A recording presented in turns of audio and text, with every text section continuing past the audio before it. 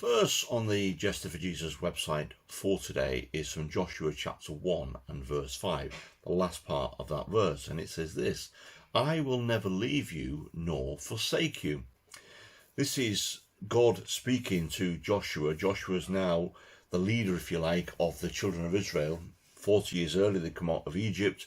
They'd wandered around the desert for 40 years. They were about to cross over the River Jordan and to take the land of Israel, what we now know as Israel, or Canaan as it was called then.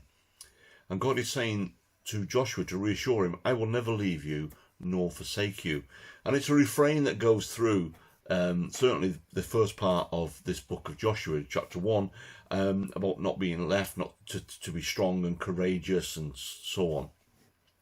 But it's a refrain that we can actually take upon ourselves as well, because the Lord is saying to us, he will never leave us or forsake us. Even when Jesus was on earth and he told his disciples he was going to go away, and we get lots of discourse in John's Gospel on that, and he's going to send somebody back to us, and I'll be with you always to the very end of the age, because his Spirit is within us, and he hasn't left us, and God doesn't forget us. He doesn't leave us. He doesn't forsake us.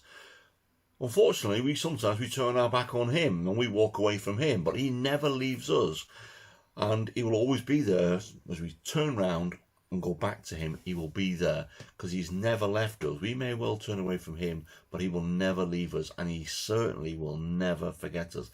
That is how deep God's love is. Friendships in the world come and they go. Countries fall out and don't fall out. They make friends and they make treaties and so on and so on.